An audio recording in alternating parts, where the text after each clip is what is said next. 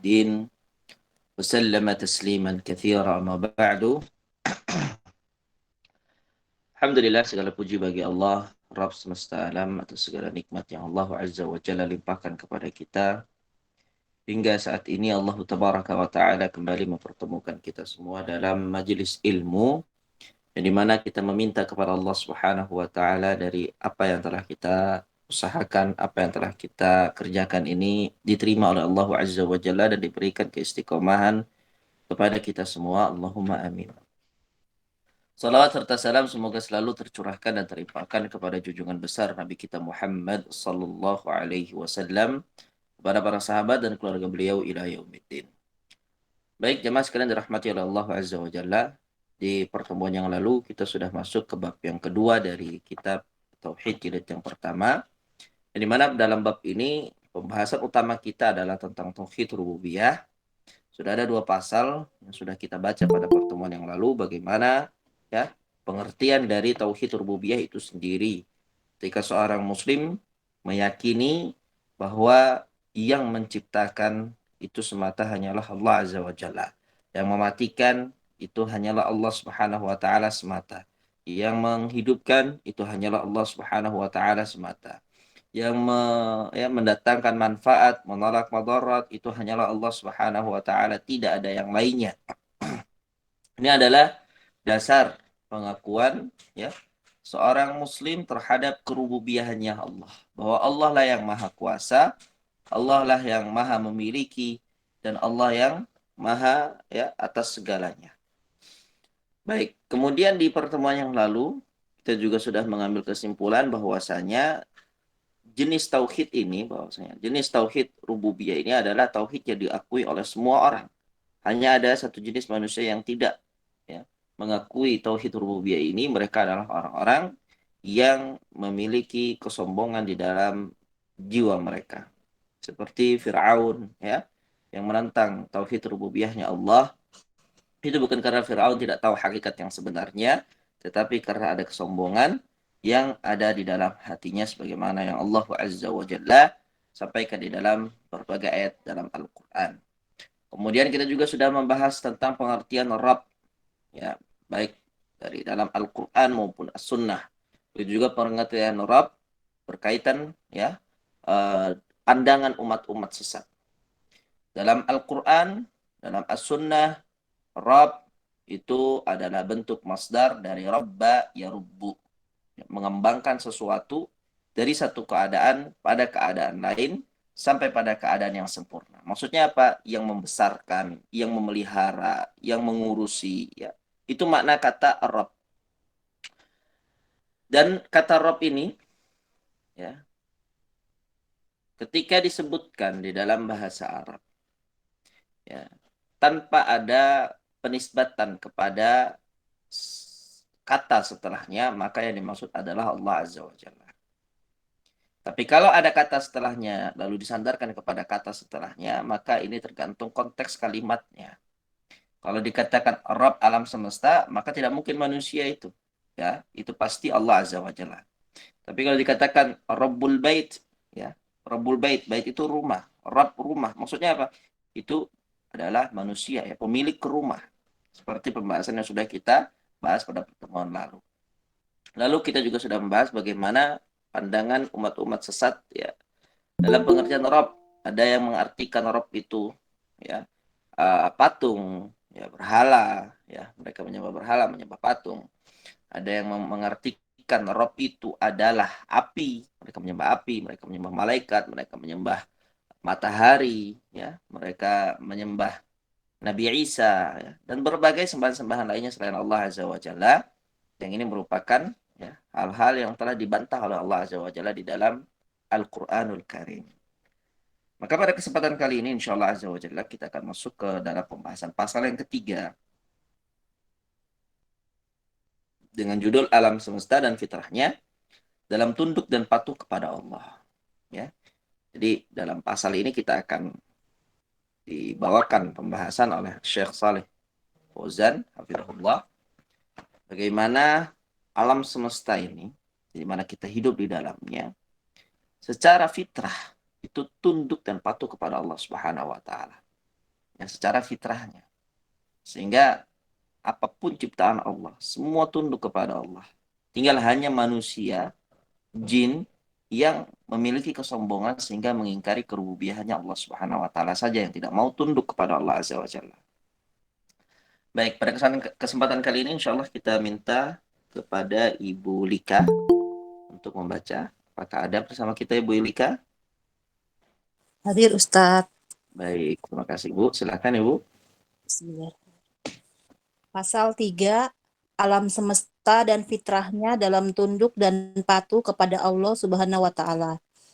Sesungguhnya alam semesta ini, langit, bumi, planet, bintang, hewan, pepohonan, daratan, lautan, malaikat serta manusia seluruhnya tunduk kepada Allah Subhanahu wa taala dan patuh kepada perintah karunia-Nya.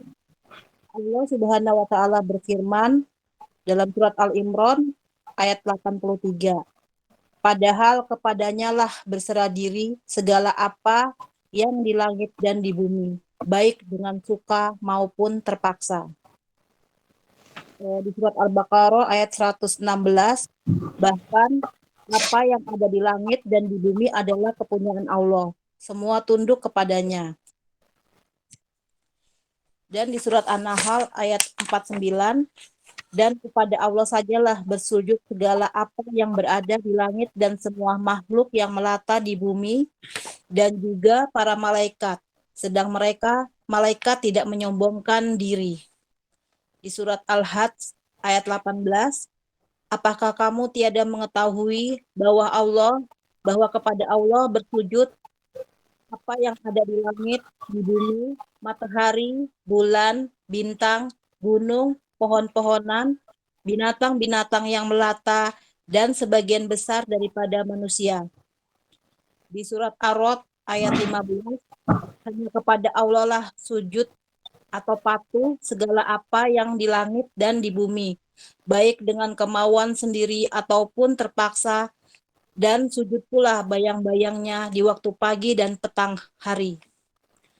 Jadi seluruh benda alam semesta ini tunduk kepada Allah Subhanahu wa taala, patuh kepada kekuasaannya, berjalan menurut kehendak dan perintahnya. Tidak satupun makhluk yang mengingkarinya. Semua menjalankan tugas dan perannya masing-masing serta berjalan menurut aturan yang sangat sempurna. Penciptanya sama sekali tidak memiliki sifat kurang, lemah, dan cacat. Allah berfirman dalam surat Al-Isra ayat 44, langit yang 7, bumi dan semua yang ada di dalamnya bertasbih kepada Allah, dan tak ada suatu pun melainkan bertasbih dengan memujinya. Tetapi kamu sekalian tidak mengerti tasbih mereka. Jadi seluruh makhluk, baik yang berbicara maupun yang tidak, yang hidup maupun yang mati, semuanya tunduk kepada perintah karunia Allah Subhanahu wa taala. Semuanya menyucikan Allah dari segala kekurangan dan kelemahan, baik secara keadaan maupun ucapan. Orang yang berakal pasti semakin merenungkan makhluk-makhluk ini, semakin yakin bahwa itu semua diciptakan dengan hak dan untuk yang hak, bahwasannya ia diatur dan tidak ada pengaturan yang keluar dari aturan penciptanya. Semua meyakini sang pencipta dengan fitrahnya. Imam Ibnu Taimiyah rahimahullah berkata, mereka tunduk, menyerah, pasrah dan terpaksa dari berbagai segi. Di antaranya, satu, keyakinan bahwa mereka sangat membutuhkannya. Kedua, kepatuhan mereka kepada qada, qadar, dan kehendak Allah Subhanahu wa taala yang ditulis atas mereka. Tiga, permohonan mereka kepadanya ketika dalam keadaan darurat atau terjepit. Seorang mukmin tunduk kepada perintah Allah Subhanahu wa taala secara ridho dan ikhlas. Begitu pula ketika mendapat cobaan, ia sabar menerimanya. Jadi ia tunduk dan patuh dengan ridho dan ikhlas. Sedangkan orang kafir, maka ia tunduk kepada perintah Allah Subhanahu wa taala yang bersifat kauni atau sunatullah. Adapun maksud dari sujudnya alam dan benda-benda adalah ketundukan mereka kepada Allah Subhanahu wa taala dan masing-masing benda bersujud menurut kesesuaiannya, yaitu suatu sujud yang sesuai dengan kondisinya serta mengandung makna tunduk kepada Ar-Rabb, dan bertasbihnya masing-masing benda adalah hakikat, bukan majas, dan itu sesuai dengan kondisinya masing-masing. Syekhul Islam Ibnu Taimiyah rahimahullah menafsirkan firman Allah dalam surat Al-Imran ayat 83, maka apakah mereka mencari agama yang lain dari agama Allah, padahal kepadanya lah berserah diri segala apa yang ada di langit dan di bumi, baik dengan suka maupun terpaksa, dan hanya kepada Allah lah mereka dikembalikan.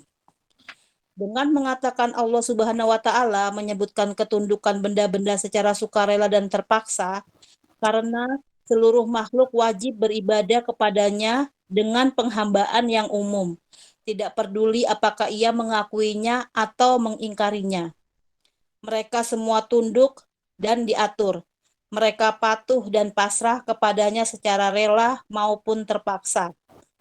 Tidak satu pun dari makhluk ini yang keluar dari kehendak, takdir, dan kodoknya.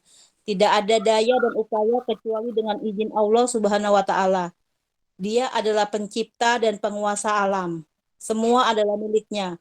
Dia bebas berbuat terhadap ciptaannya sesuai dengan kehendaknya. Semua adalah ciptaannya. Diatur, diciptakan, diberi fitrah, membutuhkan, dan dikendalikannya. Dialah yang Maha Suci, Maha Esa, Maha Perkasa, pencipta, pembuat, dan pembentuk. Nah, Masya Allah. Ini kita dibawa kepada tema bagaimana alam semesta ini tunduk kepada Allah Subhanahu wa taala secara keseluruhan. Sampai orang-orang kafir pun dikatakan mereka itu pada hakikatnya tunduk kepada Allah dari segi apa? Dari segi mereka pasti akan menerima sesuatu yang bersifat sunatullah, ciptaannya Allah Azza wa Jalla. Di sini beliau katakan pasal yang ketiga adalah alam semesta dan fitrahnya dalam tunduk dan patuh kepada Allah Subhanahu wa taala. Ini berkaitan dengan tauhid rububiyah ya dalam pembahasan bab ini, karena tauhid rububiyah itu meyakini maksudnya seseorang yang meyakini bahwasanya Allah Azza wa Jalla lah yang menciptakan, mematikan, ya, menghidupkan, kemudian mengatur, ya, mendatangkan manfaat, menolak mudarat dan yang lain sebagainya dari perbuatan-perbuatan Allah Azza wa Jalla yang hanya Allah Azza wa Jalla yang dapat melakukannya. Dikatakan di sini sesungguhnya alam semesta ini, langit, bumi, planet, bintang, hewan, pepohonan, daratan, lautan, malaikat, serta manusia seluruhnya tunduk kepada Allah Subhanahu wa taala dan patuh kepada perintah kauniyahnya. Allah Subhanahu wa taala berfirman, ya, perintah kauniyah ini seperti misalnya Allah Azza wa Jalla menciptakan seorang manusia ini dengan ya kulit yang putih. Manusia lain diciptakan Allah dengan kulit yang coklat.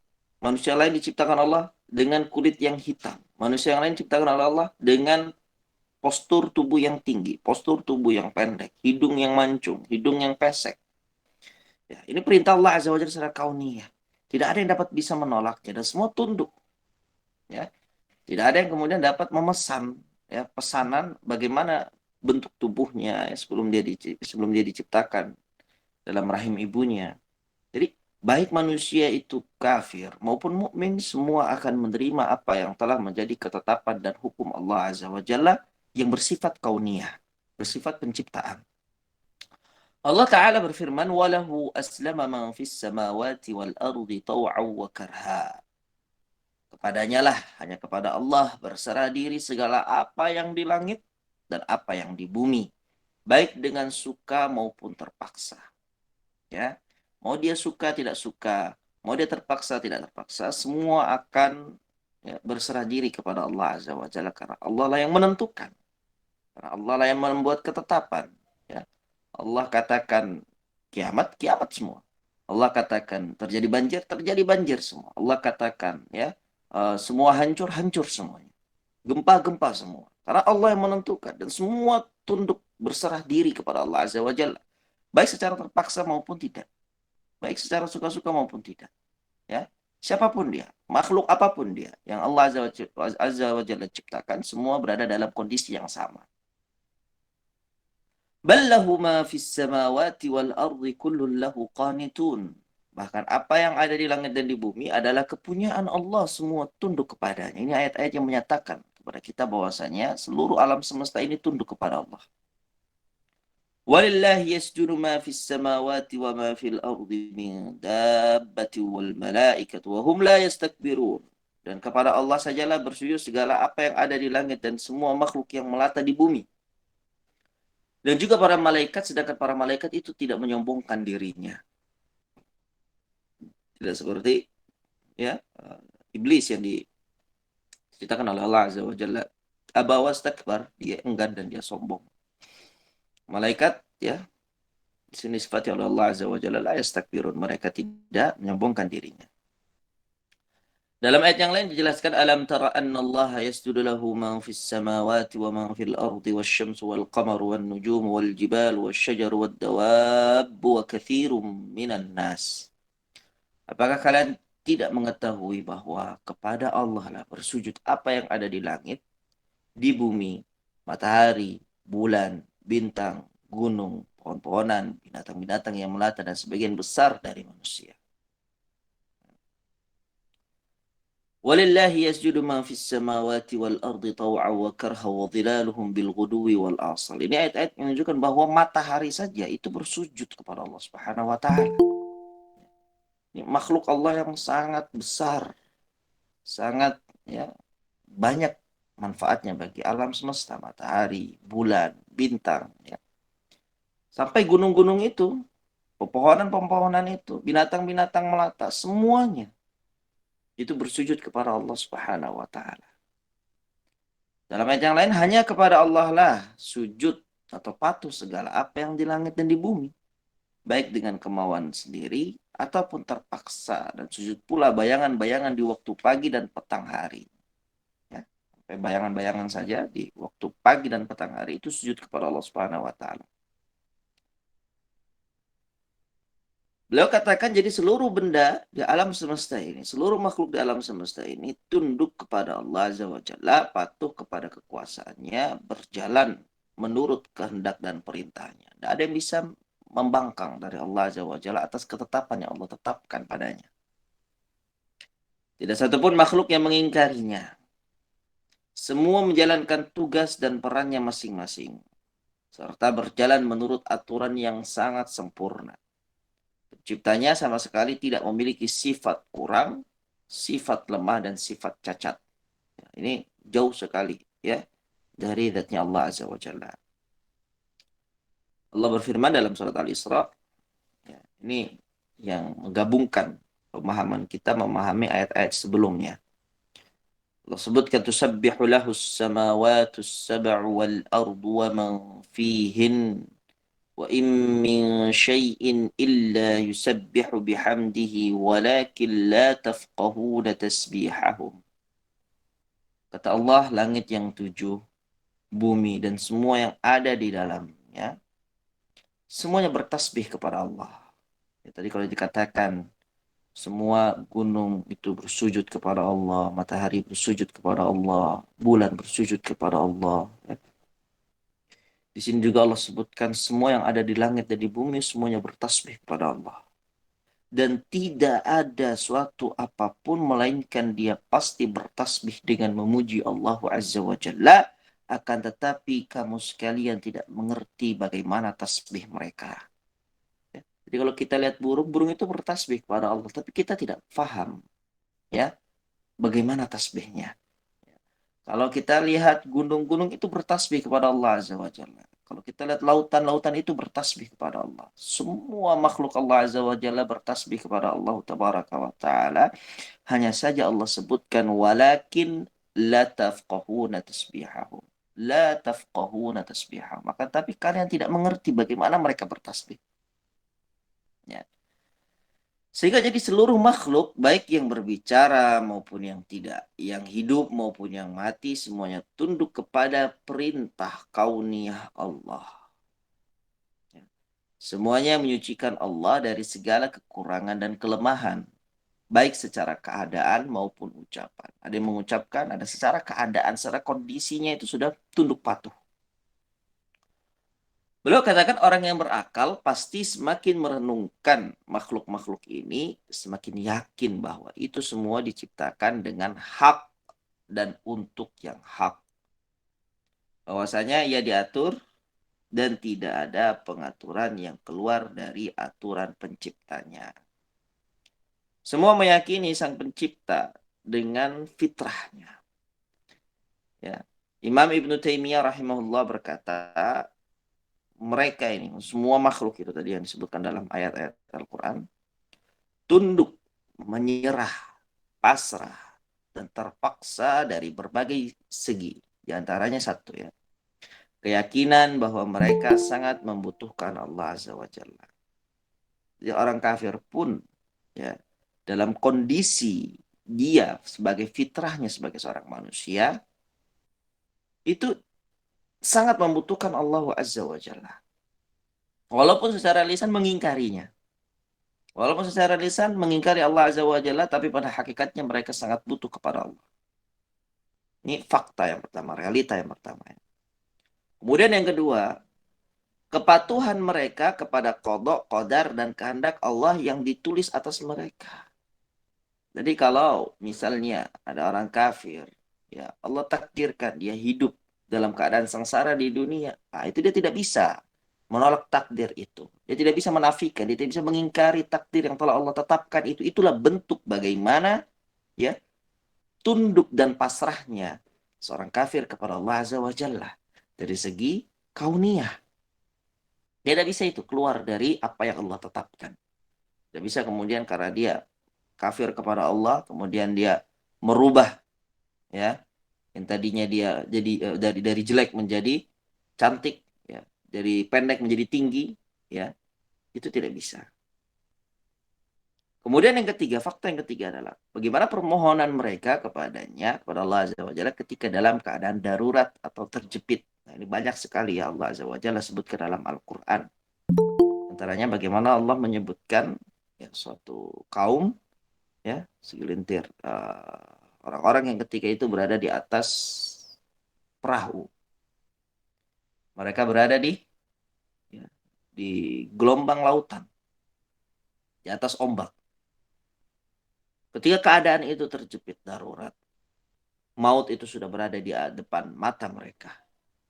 Mereka meminta kepada Allah Azza wa Jalla. Tapi ketika Allah Azza wa Jalla selamatkan mereka sampai ke daratan, mereka kembali berbuat kesyirikan. Ya. Dalam kondisi terjepit, ingatnya Allah. Tapi dalam kondisi lapang, senang, ya, barulah mereka melakukan kesyirikan kepada Allah Azza wa Jalla. Seorang mukmin itu tunduk kepada perintah Allah secara ridho dan ikhlas. Begitu pula ketika mendapatkan cobaan. Ia akan sabar menerimanya. Jadi ia tunduk dan patuh dengan ridho dan ikhlas. Ini kalau orang mukmin. Seorang mukmin itu ketundukan dia kepada Allah, baik yang kauniyah maupun yang syariah. Misalnya secara kauniyah, ini tidak bisa terelakkan. Fakta kalau misalnya dia diciptakan oleh Allah dengan hidung yang pesek. Nah, seorang mukmin tidak bisa itu keluar dari ketetapan Allah. Di dalam bab ini dia pasrah, tunduk kepada Allah dalam segi kauniyah. Seorang mukmin ya itu pula tunduk kepada Allah dari segi syariahnya. Apa segi syariah? Perintah Allah Azza wa Jalla dalam Al-Qur'an ataupun melalui lisan Nabi Muhammad SAW melalui hadis-hadisnya. Seorang mukmin dikatakan jangan engkau berzina, jangan engkau minum khamar, lakukanlah salat, berbakti kepada orang tua, berbuat baik kepada manusia, bersedekahlah. Nah, seorang mukmin itu akan melakukan apa yang diperintahkan oleh Allah Azza wa Jalla kepadanya secara syariat. Itu yang dimaksud dengan syariah. Jadi seorang mukmin itu tunduk kepada Allah Azza wa Jalla baik secara kauniyah maupun syariah. Sedangkan orang kafir, maka ia tunduk kepada perintah Allah yang hanya bersifat kauni, sunnatullah, yaitu kauniyah tadi. Bagaimana Allah menetapkan takdir atasnya ya, penciptaan kepadanya. Adapun maksud dari sujudnya alam dan benda-benda Ya, di alam semesta ini adalah ketundukan mereka kepada Allah Subhanahu wa taala. Dan masing-masing benda itu bersujud menurut kesesuaiannya, yaitu suatu sujud yang sesuai dengan kondisinya masing-masing. Ya, matahari itu bersujud kepada Allah dengan kondisinya. Ya, bulan sujud kepada Allah dengan kondisinya. Pepohonan sujud kepada Allah dengan kondisinya. Pegunungan itu sujud kepada Allah dengan kondisinya. Bintang-bintang itu sujud kepada Allah dengan kondisinya. Semua bertasbih juga kepada Allah dengan kondisinya. Manusia itu tidak memahami bagaimana sujud mereka, bagaimana tasbih mereka, bagaimana bentuk penghambaan mereka kepada Allah Subhanahu wa taala, tapi Allah pastikan mereka menghamba kepada Allah. Ya. Dan masing-masing benda bersujud kepada menurut kesesuaiannya, yaitu suatu sujud yang sesuai dengan kondisinya serta mengandung makna tunduk kepada Ar-Rabb, makna tunduk kepada Allah Azza wa Jalla. Dan bertasbihnya masing-masing benda tadi itu adalah hakikat, bukan majas. Ya. Dan itu sesuai dengan kondisinya masing-masing. Syekhul Islam Ibnu Taimiyah rahimahullah menafsirkan firman Allah, "Afa ghaira dinillahi yabghun wa lahu aslama man fis samawati wal ardi taw'an wa karhan wa ilaihi yurja'un." Maka apakah mereka mencari agama yang lain dari agamanya Allah? Padahal hanya kepada Allah lah berserah diri segala apa yang di langit dan di bumi, baik dengan suka maupun secara terpaksa. Dan hanya kepada Allah lah mereka dikembalikan. Dengan mengatakan Allah Subhanahu wa taala menyebutkan ketundukan benda-benda secara sukarela dan terpaksa. Karena seluruh makhluk itu wajib beribadah kepada Allah dengan penghambaan yang umum. Tidak peduli apakah ia mengakuinya, ya, mengakui Allah sebagai Rabb-nya secara lisan, ya, atau mengingkarinya, mengingkari Allah secara lisan. Mereka semua tunduk dan diatur oleh Allah. Baik mereka mau atau tidak, mereka diatur oleh Allah. Mereka diciptakan Allah. Mereka ditetapkan, ya, ketetapan oleh Allah Azza wa Jalla. Setiap masing-masing dari mereka. Mereka patuh dan pasrah kepadanya secara rela maupun terpaksa. Tidak ada satupun dari makhluk ini yang keluar dari kehendak, takdir, dan qadanya. Tidak ada daya dan upaya kecuali dengan izin Allah. Dia adalah pencipta dan penguasa alam. Semua adalah miliknya. Ini kita diajak bagaimana merenungkan kekuasaan dan kebesaran Allah Azza wa Jalla. Bagaimana Allah itu adalah zat yang maha agung. Ya. Semua yang ada di langit dan di bumi itu adalah milik Allah. Allah yang menciptakannya, Allah yang menguasainya. Allah bebas berbuat terhadap ciptaannya sesuai dengan kehendaknya. Mau Allah jadikan orang ini tinggi, Allah ciptakan tinggi. Mau Allah jadikan pendek, Allah ciptakan pendek, ya.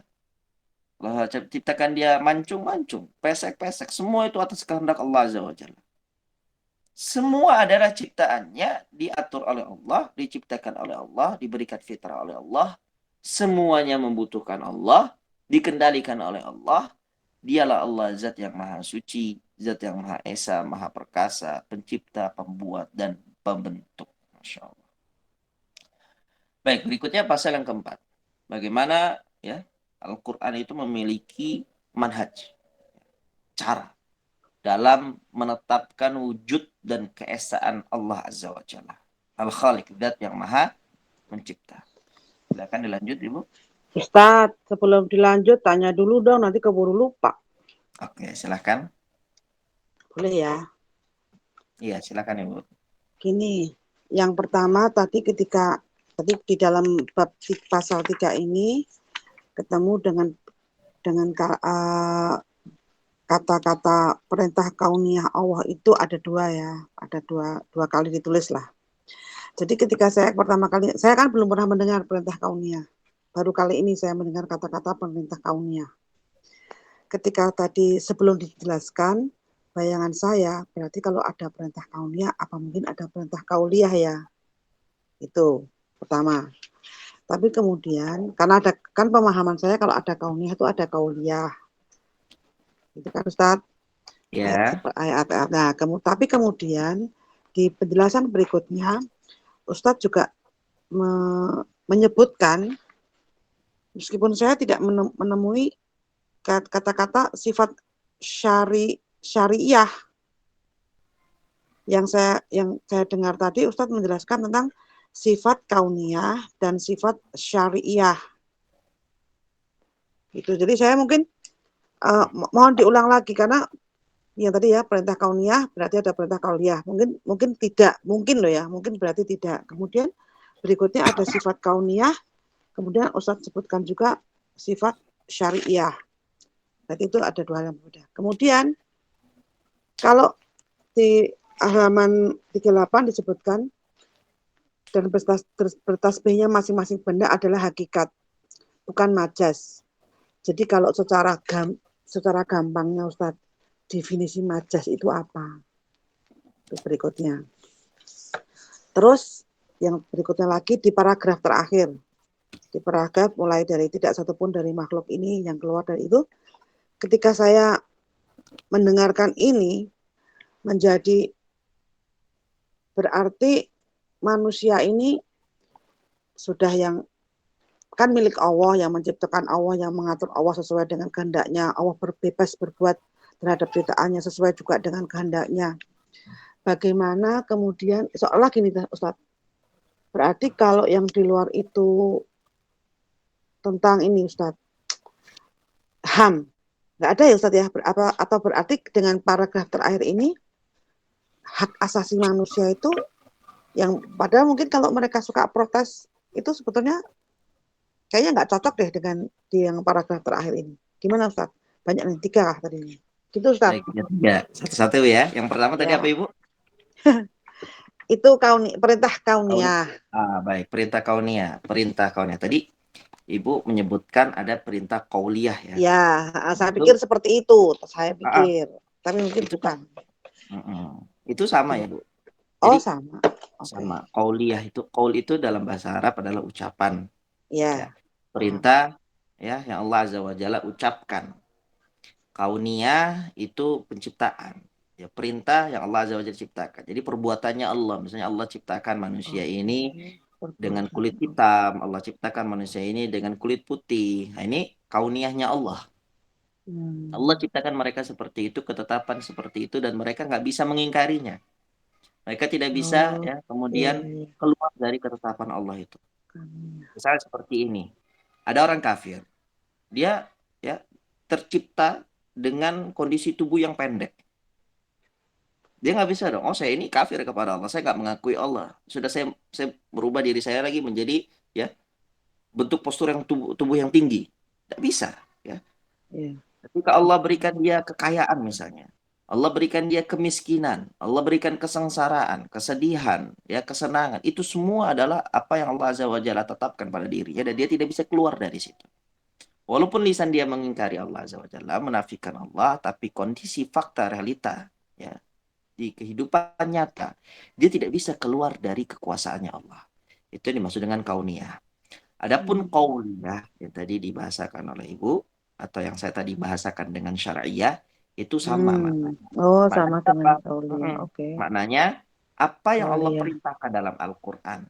Kauliyah, oke. Misalnya, Allah perintahkan sholat. Seorang mukmin tunduk tidak dengan perintah kauliyah atau perintah syariah ini? Tunduk. Seorang mukmin sholat. Orang kafir tidak sholat. Kenapa? Karena dia mengingkari Allah Azza wa Jalla dari segi apa? Dari segi kauliyah atau syariahnya itu. Jadi bisa kita garis besarkan ya, secara penciptaan baik manusia yang kafir maupun yang mukmin dan seluruhnya itu ya tunduk dan patuh, berserah diri, pasrah kepada Allah. Ini dari segi penciptaan.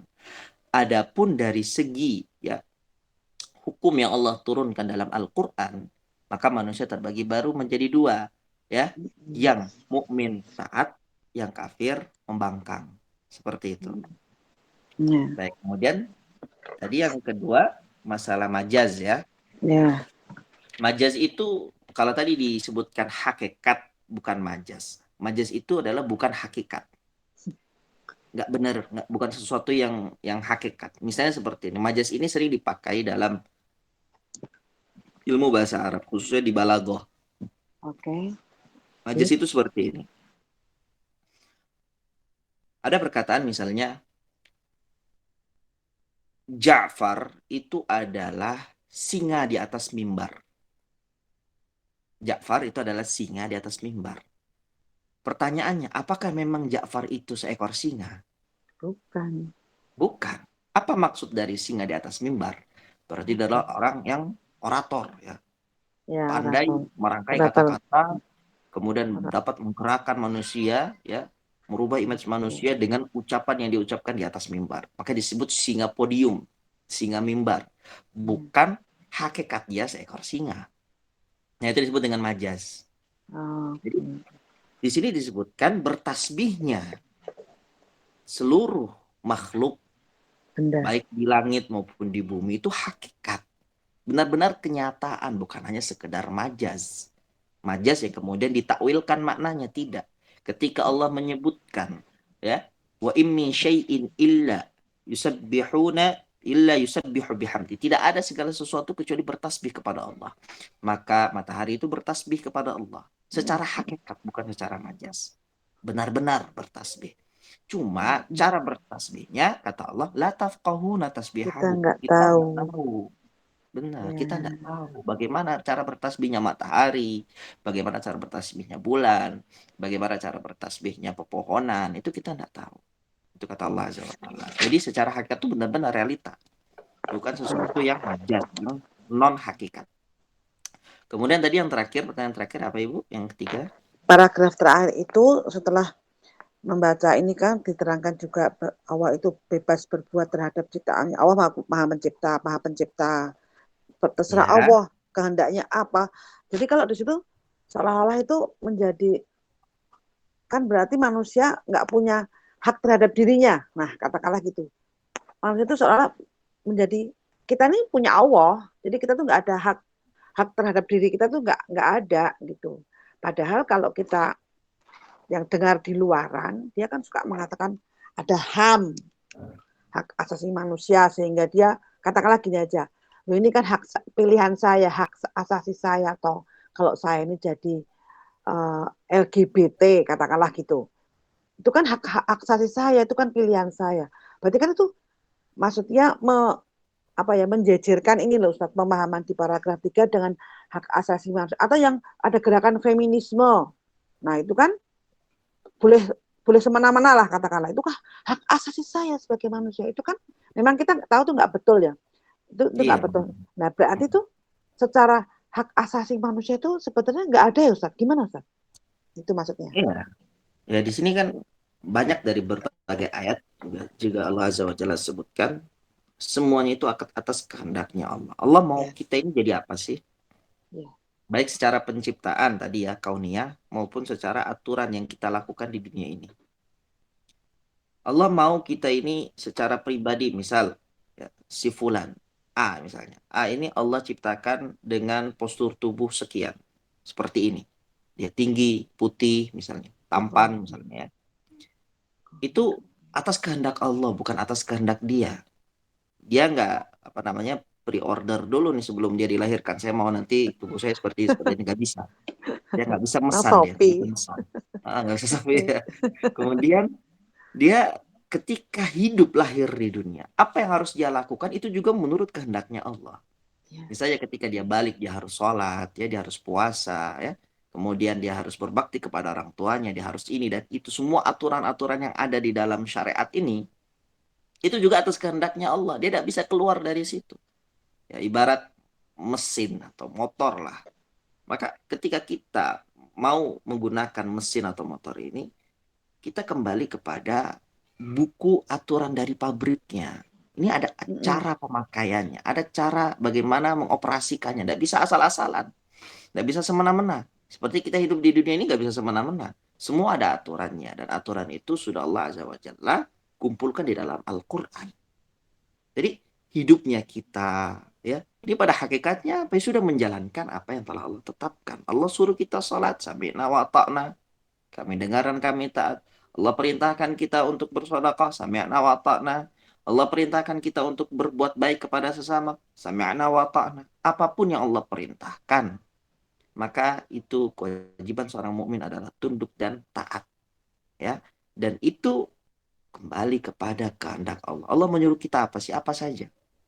Apa saja Allah perintahkan kita. Kalau memang Allah yang menyuruh, kalau memang Allah yang memerintahkan. Seperti misalnya Nabi Adam alaihissalam.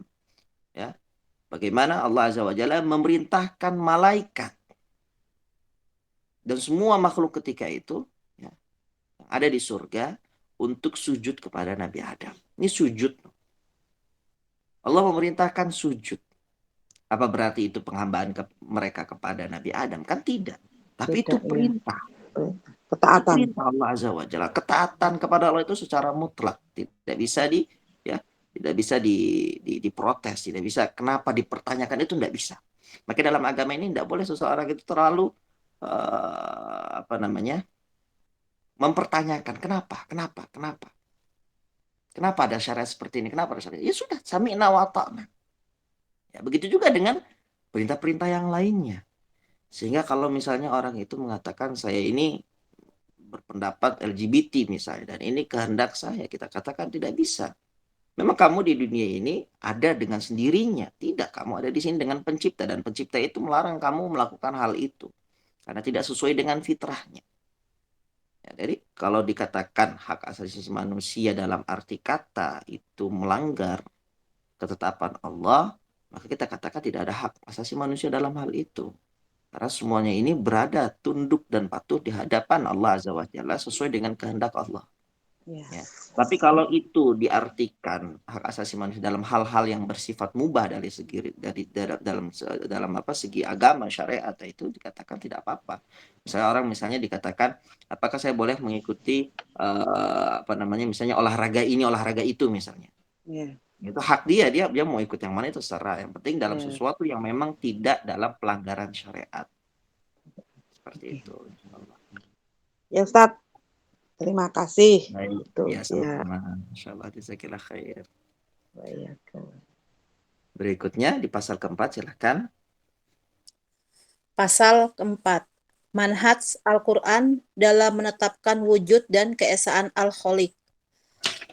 Al-Quran dalam menetapkan Al-Khaliq serta keesaannya adalah satu-satunya manhaj yang sejalan dengan fitrah yang lurus dan akal yang sehat, yaitu dengan mengemukakan bukti-bukti yang benar yang membuat akal mau menerima dan musuh pun menyerah. Di antara dalil-dalil itu adalah: 1. Sudah menjadi kepastian, setiap yang baru tentu ada yang mengadakan. Ini adalah sesuatu yang dimaklumi setiap orang melalui fitrah, bahkan hingga oleh anak-anak. Jika seorang anak dipukul oleh seseorang, ketika ia tengah lalai dan tidak melihatnya, ia pasti akan berkata, "Siapa yang telah memukulku?" Kalau dikatakan kepadanya, "Tidak ada yang memukulmu," maka akalnya tidak dapat menerimanya. Bagaimana mungkin ada pukulan tanpa ada yang melakukannya? Kalau dikatakan kepadanya, "Si fulan yang memukulmu," maka kemungkinan ia akan menangis sampai bisa membalas memukulnya. Karena itu, Allah berfirman dalam surat At-Tur ayat 35, "Apakah mereka diciptakan tanpa sesuatu pun ataupun mereka yang menciptakan diri mereka sendiri?" Ini adalah pembagian yang membatasi yang disebutkan Allah Subhanahu wa taala dengan sighat istifham, inkari atau bentuk pertanyaan menyangkal, guna menjelaskan bahwa mukadimah ini sudah merupakan aksioma atau kebenaran yang nyata yang tidak mungkin lagi diingkari. Dia berfirman, "Apakah mereka diciptakan tanpa sesuatu pun?" Maksudnya tanpa pencipta yang menciptakan mereka, ataukah mereka yang menciptakan diri mereka sendiri? Tentu tidak. Kedua hal itu sama-sama batil. Maka tidak ada kemungkinan lain kecuali mereka mempunyai pencipta yang menciptakan mereka, yaitu Allah Subhanahu wa taala, dan tidak ada lagi pencipta lainnya. Allah berfirman dalam surat Luqman ayat 11, "Inilah ciptaan Allah, maka perlihatkanlah olehmu kepadaku apa yang telah diciptakan oleh sesembahan-sesembahanmu selain Allah." Dalam surat Al-Ahqaf ayat 4, perlihatkan kepadaku apakah yang telah mereka ciptakan dari bumi. Dalam surat Ar-Ra'd ayat 16, apakah mereka menjadikan beberapa sekutu bagi Allah yang dapat menciptakan seperti ciptaannya, sehingga kedua ciptaan itu serupa menurut pandangan mereka? Katakanlah, Allah adalah pencipta segala sesuatu dan dialah Tuhan dan dialah Rob yang Maha Esa lagi Maha Perkasa. Dalam surat Al-Hajj ayat 73, sesungguhnya segala yang kamu seru selain Allah sekali-kali tidak dapat menciptakan seekor lalat pun, walaupun mereka bersatu untuk menciptakannya. Dalam surat An-Nahl ayat 20, dan berhala-berhala yang mereka seru selain Allah tidak dapat membuat sesuatu apapun, sedang berhala-berhala itu sendiri dibuat orang. An-Nahl ayat 17, maka apakah Allah yang menciptakan itu sama dengan yang tidak dapat menciptakan apa-apa? Maka mengapa kamu tidak mengambil pelajaran? Sekalipun sudah ditantang berulang-ulang seperti itu, namun tidak seorang pun yang mengaku bahwa dia telah menciptakan sesuatu. Pengakuan atau dakwaan saja tidak ada, apalagi menetapkan dengan bukti-bukti. Jadi, ternyata benar hanya Allah lah sang pencipta dan tidak ada sekutu baginya. 2. Teraturnya semua urusan alam, juga kerapiannya adalah bukti paling kuat yang menunjukkan bahwa pengatur alam ini hanyalah Rob yang satu, yang tidak bersekutu ataupun berseteru. Allah Subhanahu wa Ta'ala berfirman dalam surat Al-Mu'minun ayat 91, Allah sekali-kali tidak mempunyai anak dan sekali-kali tidak ada Rob yang lain besertanya. Kalau ada Rob besertanya, masing-masing Rob itu akan membawa makhluk yang diciptakannya. Dan sebagian dari Rob-Rob itu akan mengalahkan sebagian yang lain. Rob yang hak harus menjadi pencipta sejati. Jika ada Rob lain dalam kerajaannya, tentu Rob itu juga bisa mencipta dan berbuat. Ketika itu pasti, ia tidak akan rela adanya Rob lain bersamanya. Bahkan, seandainya ia mampu mengalahkan temannya dan menguasai sendiri kerajaan serta ketuhanan tentu telah ia lakukan. Apabila ia tidak mampu mengalahkannya, pasti ia akan mengurus kerajaan miliknya, sebagaimana raja-raja di dunia mengurus kerajaannya sendiri-sendiri. Maka terjadilah perpecahan, sehingga harus terjadi salah satu dari 3 perkara berikut ini. A. Salah satunya mampu mengalahkan yang lain dan menguasai alam sendirian. B. Masing-masing sendiri-sendiri dalam kerajaan dan penciptaan sehingga terjadi pembagian atau kekuasaan. C. Kedua-duanya berada dalam kekuasaan raja yang bebas dan berhak berbuat apa saja terhadap keduanya. Dengan demikian, maka dialah yang menjadi Rob yang hak, sedangkan yang lain adalah hambanya. Dan kenyataannya dalam alam ini tidak terjadi pembagian atau kekuasaan dan ketidakberesan. Hal ini menunjukkan pengaturnya adalah satu dan tak seorang pun yang menentangnya. Dan bahwasannya rajanya adalah Esa, tidak ada sekutu baginya. Ketiga, tunduknya makhluk-makhluk untuk melaksanakan tugasnya sendiri-sendiri serta mematuhi peran yang diberikannya. Tidak ada satupun makhluk yang membangkang dari melaksanakan tugas dan fungsinya di alam semesta ini. Inilah yang dijadikan hujah oleh Nabi Musa alaihissalam ketika ditanya Fir'aun dalam surat Toha ayat 49 sampai dengan 50. Berkata Fir'aun, maka siapakah Tuhanmu berdua, hai Musa? Musa berkata, Tuhan kami ialah Tuhan yang telah memberikan kepada tiap-tiap sesuatu bentuk kejadiannya, kemudian memberinya petunjuk. Jawaban Musa alaihissalam sungguh tepat dan telak. Tuhan kami ialah Tuhan yang telah memberikan kepada tiap-tiap sesuatu bentuk kejadiannya, kemudian memberinya petunjuk. Maksudnya, Tuhan kami yang telah menciptakan semua makhluk dan memberi masing-masing makhluk suatu ciptaan yang pantas untuknya, mulai dari ukuran besar, kecil, dan sedangnya, serta seluruh sifat-sifatnya.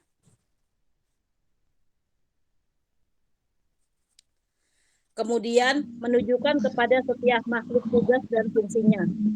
Tunjuk ini adalah hidayah yang sempurna yang dapat disaksikan kepada makhluk. Kamu dapati setiap makhluk melaksanakan apa yang menjadi tugasnya. Apakah itu di dalam manfaat atau menolak bahaya, sampai hewan ternak pun diberinya sebagian dari akal yang membuatnya mampu melakukan yang bermanfaat baginya dan mengusir bahaya yang mengancamnya, dan juga mampu melakukan tugasnya dalam kehidupan ini. Seperti firman Allah Subhanahu wa taala dalam surat As-Sajdah, yang membuat segala sesuatu yang Dia ciptakan sebaik-baiknya. Jadi yang telah menciptakan semua makhluk dan memberinya sifat penciptaan yang baik, yang manusia tidak bisa mengusulkan yang lebih baik lagi, juga yang telah menunjukkan kepadanya kemaslahatannya masing-masing adalah Rob yang sebenarnya. Mengingkarinya adalah mengingkari wujud yang paling agung, dan hal itu merupakan kecongkakan atau kebohongan yang terang-terangan. Allah Subhanahu wa taala memberi sebuah makhluk segala kebutuhannya di dunia, kemudian menunjukkan cara-cara pemanfaatannya. Dan tidak syak lagi jika Dia telah memberi setiap jenis makhluk suatu bentuk dan rupa yang sesuai dengannya. Dia telah memberi setiap laki-laki dan perempuan bentuk yang sesuai dengan jenisnya, baik dalam pernikahan, perasaan, dan unsur sosial. Juga telah memberi setiap anggota tubuh bentuk yang sesuai untuk suatu manfaat yang telah ditentukannya. Semua ini adalah bukti-bukti nyata bahwasannya Allah Subhanahu wa taala adalah Rabb bagi segala sesuatu, dan Dia yang berhak disembah, bukan yang lain. Pada setiap benda terdapat bukti baginya yang menunjukkan bahwa Dia adalah Esa. Kemudian tak diragukan lagi maksud penetapan rububiyah Allah Subhanahu wa taala atas makhluknya, dan keesaannya dalam rububiyah adalah untuk menunjukkan kewajibannya menyembah Allah Subhanahu wa taala semata tanpa sekutu baginya, yaitu tauhid uluhiyah. Seandainya seseorang mengakui tauhid rububiyah tetapi tidak mengimani tauhid uluhiyah atau tidak mau melaksanakannya, maka ia tidak menjadi muslim dan bukan ahli tauhid. Bahwa ia adalah kafir jahid atau yang menentang, dan tema inilah yang akan kita bahas pada pasal berikutnya. Insya Masya Allah. Allah, Masya Allah. Nah, Masya Allah. Baik, di pasal yang keempat ini, kita oleh Syekh Shalih Fauzan, Hafizahullah, dibawa tentang bagaimana sih Al-Quran itu memiliki metode di dalam menetapkan akan wujud dan keesaan Allah Azza wa Jalla. Cukup menarik ya. Jadi seakan-akan kita ini dibawa tentang pembahasan yang selama ini mungkin tidak pernah kita pikirkan bagaimana sih membuktikan Allah Azza wa Jalla itu. Bagaimana Al-Quran itu membuktikan Allah Azza wa Jalla itu ada dan Allah itu Esa satu. Manhaj Al-Quran, beliau katakan, dalam menetapkan wujud Allah, Al-Khaliq, Zat yang Maha Mencipta, serta keesaan Allah Azza wa Jalla adalah satu-satunya manhaj yang sejalan dengan fitrah yang lurus dan akal yang sehat. Jadi kalau dibandingkan dengan ya metode-metode ketuhanan yang lainnya, ya dalam agama-agama yang lain atau dalam pemahaman-pemahaman yang lain, ya, yang satu-satunya sesuai dengan fitrah akal sehat manusia itu hanyalah manhajnya Al-Quran. Yang sejalan dengan akal sehat. Yaitu dengan mengemukakan bukti-bukti yang benar. Yang membuat akal manusia itu mau menerima dan musuh pun menyerah. Di antara dalil-dalil itu adalah, ini dibawakan ya beberapa, ya, yang membuktikan bahwasanya Allah Azza wa Jalla itu ada dan Allah itu zat yang Maha Esa. Hanya satu. Tidak berbilang. Ya. Bukan dua ataupun lebih dari dua. Tidak. Allah itu hanya satu. Dan ini sesuai dengan akal kita. Yang pertama adalah sudah menjadi kepastian setiap yang baru tentu ada yang mengadakan. Nah ini sudah ya Bahkan anak kecil pun mengakui kenyataan ini. Sesuatu itu ada, pasti ada yang mengadakan. Ya, seperti misalnya ini ada buku. Buku ini tidak mungkin tiba-tiba ada. Pasti ada yang menulisnya, pasti ada yang mencetaknya, pasti ada yang kemudian mendesainnya, mendesain covernya, ya, ada editornya, itu pasti. Nggak mungkin tiba-tiba, ya, langsung tiba-tiba ada buku. Handphone misalnya. Adanya handphone menunjukkan pasti ada yang membuat handphone ini. Baju. Adanya baju pasti menunjukkan adanya yang membuat baju. Ini akal kita itu mengarah kepada hal itu. Ya. Sehingga dikatakan di sini, sudah menjadi kepastian. Setiap yang baru, setiap yang ada tentu ada yang mengadakan. Ini adalah sesuatu yang dimaklumi, dipahami setiap orang melalui fitrahnya. Fitrahnya itu pasti mengarahkan dia kepada itu. Bahkan hingga oleh anak-anak sekalipun. Ya. Jika seorang anak itu tiba-tiba dipukul, ya, dipukul oleh seseorang, misalnya dari arah belakang, misalnya dipukul, dicoel dari belakang, misalnya ada anak-anak dicoel dari belakang, dipukul dari belakang. Ketika anak itu tengah lalai dan tidak melihatnya, maka anak itu pasti akan berkata, siapa yang telah memukulku? Pasti itu ya. Akalnya itu akan langsung bertanya, siapa yang memukulku? Kalau dikatakan kepadanya, tidak ada yang memukulmu, tidak ada yang memukulmu, ya, maka akalnya tidak akan dapat menerima hal itu. Anak kecil saja tidak bisa menerima sesuatu yang di luar nalar akal, logikanya itu tidak bisa. Ya. Kalau dikatakan tidak ada yang memukulmu, maka akalnya tidak akan dapat menerimanya. Bagaimana mungkin ada pukulan tanpa ada yang melakukannya? Bagaimana mungkin ada buku tanpa yang menulis? Bagaimana mungkin ada handphone tanpa ada yang membuat? Bagaimana mungkin ada langit, ada bumi, ada pepohonan, ada gunung, ada lautan, ada manusia tanpa ada yang membuat? Nah, tentu membantah berbagai pemikiran yang mengatakan bahwasanya alam ini terjadi sudfah, yang maksudnya begitu saja terjadi tiba-tiba. Tidak ada yang mendesain, tidak ada yang menciptakan, tidak ada yang mengatur.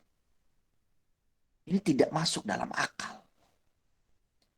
Adanya semua alam semesta ini beserta semua fasilitas-fasilitasnya, adanya kita manusia ini, adanya semua makhluk di atas muka bumi.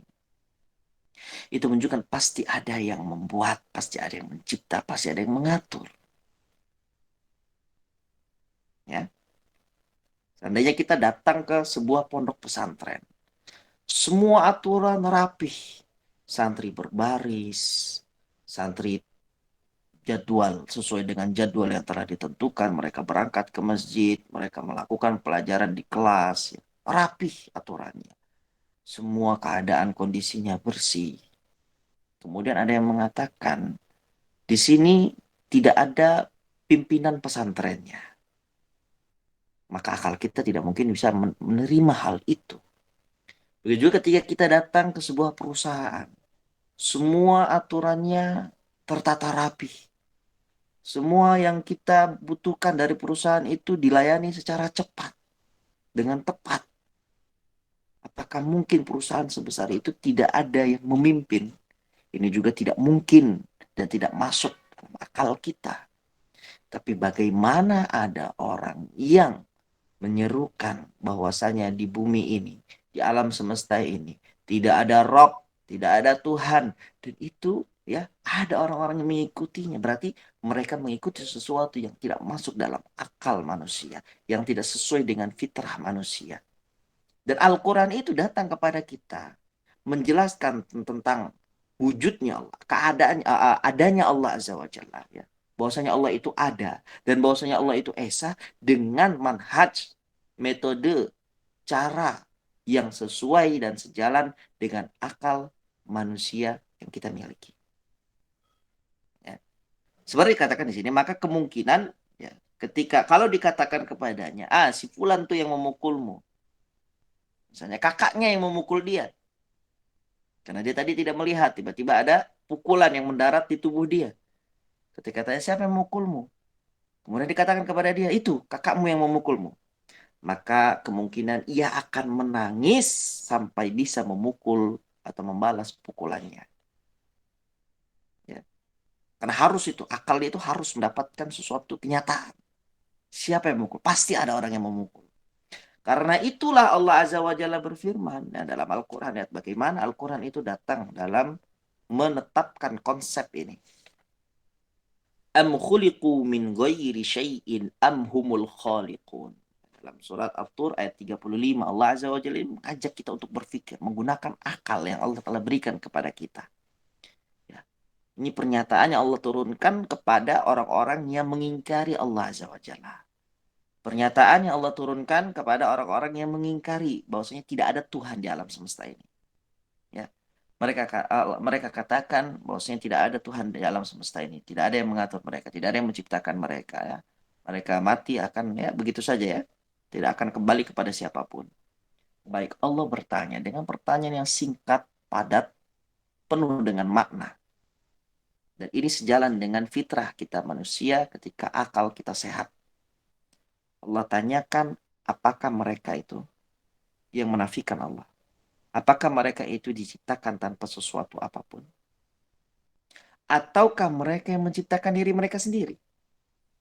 Ketika mereka mengingkari Allah, ketika mereka tidak mau mengakui Allah sebagai Rabb mereka, ketika mereka mengingkari hal-hal tersebut, apakah mereka itu menciptakan diri mereka sendiri? Kan tidak mungkin. Apakah mereka ada di dunia ini secara tiba-tiba? Diciptakan tanpa sesuatu apapun? Kan juga tidak mungkin. Nggak masuk dalam logika kita, nggak masuk dalam akal kita. Makanya boleh sebutkan di sini, ini adalah pembagian yang membatasi. Yang disebutkan Allah Azza wa Jalla dengan sighah istifham ingkari. Allah kan bertanya nih, apakah? Dalam ayatnya, am khuliqu am. Maksud, apakah? Ini adalah bentuk pertanyaan yang pada hakikatnya untuk menafikan, menyangkal, ingkari, untuk mengingkari. Bukan berarti ketika Allah bertanya di sini, Allah tidak paham, bukan. Di ayat ini kan Allah bertanya, apakah mereka? Apakah? Untuk istifhamnya, bertanya. Pertanyaan Allah Azza wa Jalla ini bukan menunjukkan bahwasanya Allah itu tidak paham, tidak mengetahui jawabannya. Tapi pertanyaan Allah ini untuk mengingkari hakikat yang dipertanyakan. Apakah mereka diciptakan tanpa sesuatu apapun? Ataukah mereka yang menciptakan dirinya sendiri?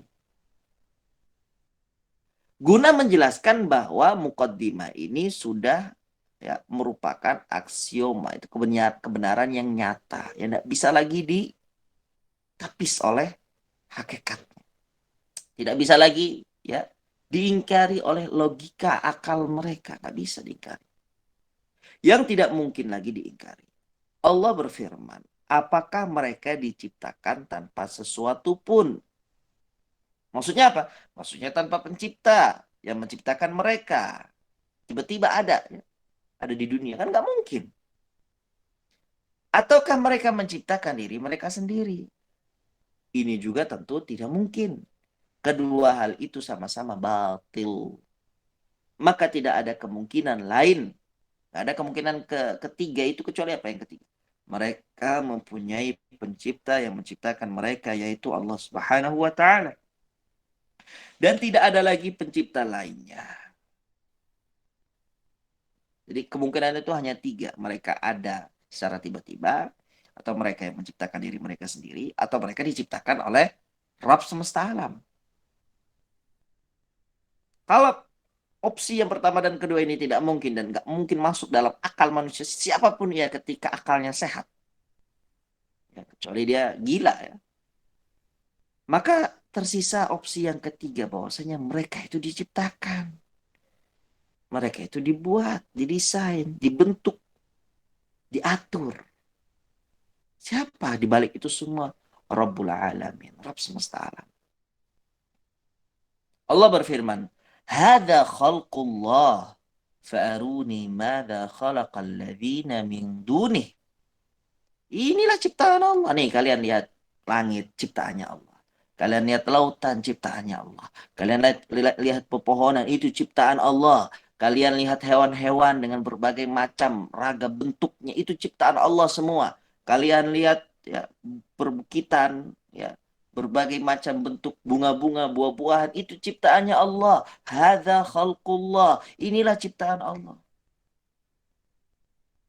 Fa'aruni madza khalaqal ladzina min duni. Maka perlihatkanlah olehmu kepadaku apa yang telah diciptakan oleh sembahan-sembahanmu selain Allah. Tantangan kita kepada orang-orang yang menyembah selain Allah.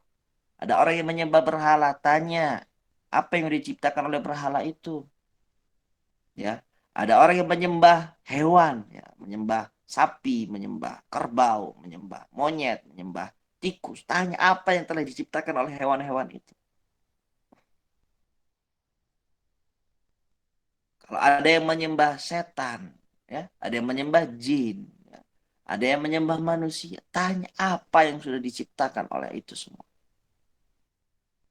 Apakah mereka mengklaim bahwasanya mereka yang menciptakan langit? Kan tidak. Tuhan-Tuhan mereka pun sesembahan-sembahan mereka tidak mengklaim sebagaimana yang mereka klaim. Sekarang kalau ditanya, siapakah Tuhan, Rabb yang ada di alam semesta ini yang mengaku telah menciptakan ini semua? Hanya Allah Subhanahu wa taala semata. Ya. Bukan sesembahan-sesembahan yang disembah selain Allah. Perlihatkan, coba perlihatkan, tantang mereka. Perlihatkan kepada saya apa yang sudah diciptakan oleh sesembahan kalian itu. Tidak ada. Aruni madza khalaqu minal ard. Dalam surah Al-Ahqaf ayat yang keempat. Perlihatkanlah kepadaku apakah yang telah mereka ciptakan. Ya. Di dunia ini apa yang mereka ciptakan? Tidak ada. أم جعلوا لله شركاء خلقوا كخلقه فتشابه الخلق عليهم قل الله خالق كل شيء وهو الواحد القهار. Apakah mereka menjadikan beberapa sekutu bagi Allah yang dapat menciptakan seperti ciptaannya Allah? Apakah mereka itu menjadikan berhala itu sekutu bagi Allah dalam penciptaannya? Apakah mereka menjadikan ya apa namanya malaikat itu sekutu bagi Allah? Jin itu sekutu bagi Allah dalam penciptaan alam semesta. Malaikat apa? Manusia itu sekutu bagi Allah. Berhala, batu, pepohonan, kuburan, apakah itu kalian jadikan itu ya serupa menurut pandangan kalian sekutu bagi Allah dalam penciptaan alam semesta? Katakanlah, Allah adalah pencipta segala sesuatu dan dialah Tuhan, Rabb yang Maha Esa lagi Maha Perkasa. Ya. Dalam ayat yang lain dikatakan, Innal ladzina tad'una min dunillahi lan yakhluqu dzubaban walau ijtama'u lah. Sesungguhnya segala apapun yang kalian seru, kalian minta, ya, kalian berdoa kepadanya selain Allah, sekali-kali tidak dapat menciptakan seekor lalat pun. Satu ekor lalat itu tidak bisa mereka ciptakan. Ini kata Allah Azza wa Jalla. Ya. Jangan jauh-jauh deh penciptaan langit, penciptaan bumi, penciptaan apa namanya pepohonan, penciptaan gunung-gunung, penciptaan matahari, penciptaan bulan. Gak usah jauh-jauh ke sana. Seekor lalat saja. Panggil itu sembahan-sembahan kalian. Kalian sembah apa? Patung. Panggil patung itu. Kumpulkan patung-patung itu. Kumpulkan semua sesembahan selain Allah. Katakan kepada mereka, ciptakanlah seekor lalat, maka mereka tidak akan pernah bisa menciptakan seekor lalat satu pun tidak bisa. Ini kata Allah ya. Lan yakhluqu dzubaba, mereka tidak mungkin bisa menciptakan walaupun seekor lalat. Walau ijtama'u, walaupun mereka berkumpul bersatu untuk menciptakannya. Sesembahan-sesembahan Allah itu semuanya berkumpul bersama. Bersatu untuk menciptakan seekor lalat. Kata Allah, tidak mungkin bisa mereka menciptakan seekor lalat. Ini menunjukkan apa? Menunjukkan keesaan Allah. Menunjukkan kekuatan Allah. kemampuan Allah, penguasaan Allah, kepemilikan Allah atas semua yang ada di atas langit, di bawah langit, atas semua alam semesta ini punya Allah. وَالَّذِينَ يَدْعُونَ مِن دُونِ اللَّهِ لَا يَخْلُقُونَ شَيْئًا وَهُمْ يُخْلَقُونَ. Dalam ayat yang lain Allah tegaskan, dan berhala-berhala yang mereka seru selain Allah tidak dapat membuat sesuatu apapun, sedang berhala-berhala itu sendiri dibuat oleh orang. Patung itu ya buat saya manusia. Bagaimana manusia ini akalnya di mana? Otaknya di mana ketika dia mengaku ini patung yang telah saya buat ini adalah Tuhan saya. Afaman yakhluqu kaman la yakhluq, kata Allah Azza wa Jalla. Apakah Allah yang menciptakan itu sama dengan yang tidak dapat menciptakan apapun? Apakah kalian itu menyamakan Allah dengan patung? Ya, padahal Allah itu bisa menciptakan sedangkan patung tidak bisa menciptakan. Apakah sama itu dalam logika kalian itu? Itu Allah tanyakan. Afaman yakhluqu kaman la yakhluq. Apakah menurut kalian itu sama? Afala tadhakkarun, maka mengapa kalian tidak mengambil pelajaran? Baik. Sekalipun sudah ditantang berulang-ulang seperti itu, namun tidak seorang pun yang mengaku bahwa dia telah menciptakan sesuatu. Allah tantang ini dalam berbagai ayat, bukan hanya satu ayat, berbagai ayat. Allah tantang mereka untuk menciptakan sesuatu. Seekor lalatlah saja. Sampai hari ini, ya, beliau katakan pengakuan atau dakwaan saja tidak ada, apalagi yang datang menetapkan dengan bukti. Ini ciptaan saya. Jangankan datang dengan bukti, ini ciptaan saya, ini lalat ciptaan saya. Sekedar pengakuan saja, tidak ada yang dapat melakukannya.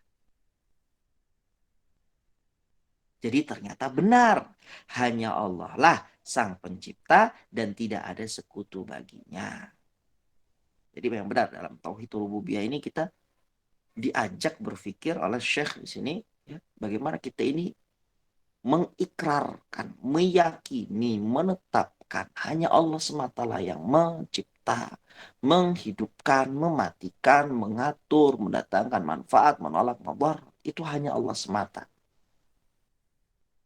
Sehingga nanti ketika kita sudah mengakui ini secara lisan, ya, keyakinan kita, barulah nanti ada tahap berikutnya tauhid uluhiyah. Bagaimana kita ini seorang manusia ketika sudah mengikrarkan hal-hal yang ada di tauhid rububiyah, sujudnya kita itu hanya kepada Allah. Ibadahnya kita itu hanya kepada Allah. Berdoanya kita itu hanya kepada Allah. Bernadarnya kita itu hanya kepada Allah. Meminta pertolongannya itu hanya kepada Allah. Meminta perlindungannya itu hanya kepada Allah. Itu tauhid uluhiyah yang nanti akan datang setelah bab ini, setelah selesai pembahasan bab tauhid rububiyah. Itu endingnya. Jadi kita ini diajak untuk mengakui dulu kebesaran, keesaannya Allah. Kalau sudah kita akui, ya sudah, praktekkanlah sesuai dengan apa yang engkau yakini. Ketika engkau meyakini Allah itu tidak ada sekutu dalam penciptaan alam semesta, Allah tidak ada sekutu, tidak ada yang membantu, tidak ada tandingan di dalam menciptakan dirimu dan diri semua yang makhluk yang ada di alam semesta ini, maka beribadahlah hanya kepada Allah. Gak usah diberikan sekutu. Allah itu tidak butuh sekutu. Banyak orang-orang musyrik itu apa jatuhnya? Orang-orang musyrik itu mereka menyembah Allah, menyembah selain Allah. Meminta kepada Allah, tapi meminta juga kepada pohon.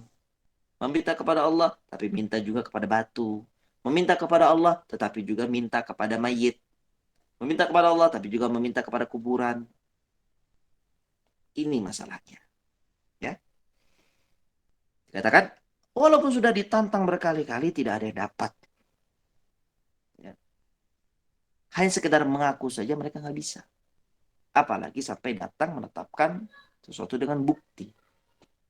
Baik, ini manhaj Al-Quran ya. Kita dalam pembahasan manhaj. Ini metode Al-Quran dalam menetapkan ya adanya Allah dan keesaan Allah. Ini yang pertama. Ini yang pertama. Kemudian yang kedua, teraturnya semua urusan alam juga kerapiannya adalah bukti paling kuat yang menunjukkan bahwa pengatur alam ini hanyalah Tuhan yang satu, hanyalah Allah yang satu, yang tidak bersekutu ataupun berseteru. Allah berfirman. Jadi di sini di poin yang kedua ini kita dapati ya, matahari itu selalu datang dan pergi tepat pada waktunya, tidak pernah kecepatan, tidak pernah telat. Begitu juga dengan bulan, selalu datang, selalu nampak sesuai dengan ya jadwalnya. Seperti itu tiap bulan. Pertama nampak seperti sabit, kemudian akhirnya bulat menjadi bulan purnama, nanti sedikit demi sedikit ya kembali lagi menjadi bulan sabit. Setiap bulan bergulir dan terjadi seperti itu. Nggak pernah ada satu bulan pun bulan itu nggak pernah terlihat atau ya dia menghilang begitu, nggak pernah. Atau satu hari pun matahari tidak datang, tidak terlihat, itu nggak pernah. Menunjukkan apa? Alam semesta ini sedemikian teratur, sedemikian tertib, sedemikian rapih. Fakta ini adalah bukti yang kuat yang menunjukkan bahwa pengatur alam ini hanyalah Rob yang satu, Rob yang Esa. Karena nggak mungkin sesuatu yang diatur sedemikian rupa, detailnya, ya, sempurnanya, rapihnya, tertibnya, disiplinnya, itu diatur oleh 2 Rob, atau 3 Rob, atau 4 Rob, atau 5 Rob. Nggak mungkin. Ya. Allah berfirman, "Mattakhadallahu min waladi wa ma kana ma'ahu min ilah." Allah sebutkan, Allah sekali-kali tidak memiliki anak. Dan Allah sekali-kali tidak ada Tuhan yang lain besertanya dalam penciptaan alam semesta ini, dalam pengaturan alam semesta ini, dalam ya pembentukan alam semesta ini. Nggak ada ilah-ilah lain selain Allah. Idzal ladhahaba kullu ilahim bima khalaqa wa la'ala ba'duhum ala ba'din. Kalau ada Tuhan beserta Allah dalam menciptakan alam semesta ini, kalau ada Rabb selain Allah, dalam pengaturan alam semesta ini kalau ada Rabb selain Allah, maka masing-masing Tuhan itu akan membawa makhluk yang dia ciptakan, dan sebagian dari Tuhan-Tuhan itu akan mengalahkan sebagian yang lainnya. Maksudnya apa? Akan berseteru. Tuhan-Tuhan itu akan saling berseteru, akan saling perang, akan saling mengalahkan. Setiap Tuhan akan membawa ciptaannya pergi. Ya. Ini ciptaanku, bukan ciptaanmu. Sini aku saja yang mengurus. Ini Allah Azza wa Jalla yang mengajak kita ini berpikir. Dalam ayat ini Al-Mu'minun ayat 91. Allah mengajak kita ini berpikir. Kalau seandainya ada selain Allah yang menciptakan, yang mengatur, maka pasti Tuhan-Tuhan itu itu pasti akan pergi membawa makhluk yang diciptakannya. Keinginan untuk menguasai itu. Dan pasti Tuhan-Tuhan itu akan mengalahkan sebagian yang lain, saling perang. Kalau seandainya saling perang, kemudian saling rebut-rebutan, masuk nggak di akal kita kira-kira alam semesta ini tertib, rapih, disiplin? Nggak mungkin. Ibarat kalau misalnya ya sebuah negara ini sedang dalam kondisi perang. Apakah mungkin di situ ada keamanan? Apakah mungkin di situ semua fasilitasnya tertata rapih, tertib? Nggak mungkin. Pasti kacau, pasti amburadul. Begitu juga dengan alam semesta ini. Kita dapati alam semesta ini, ya, mataharinya tertib, malamnya tertib, siangnya tertib, cuacanya juga tertib. Setiap tahunnya seperti itu terus. Ini menunjukkan apa? Ini adalah bukti ketertiban semua ini. Ketertiban alam semesta ini adalah bukti yang mengatur hanyalah satu. Kalau ada 2, pasti pada berantem, rebut-rebutan. Akhirnya kacau alam semesta. Nah, ini di sini Allah itu mengajak kita berpikir, jamaah sekalian. Ibarat itu bis, mobil. Yang mengendarai itu 1 orang. Dan mungkin ada 2. Kalau ada 2 orang yang mengendarai satu mobil, yang satu ingin belok kanan, yang satu ingin belok kiri.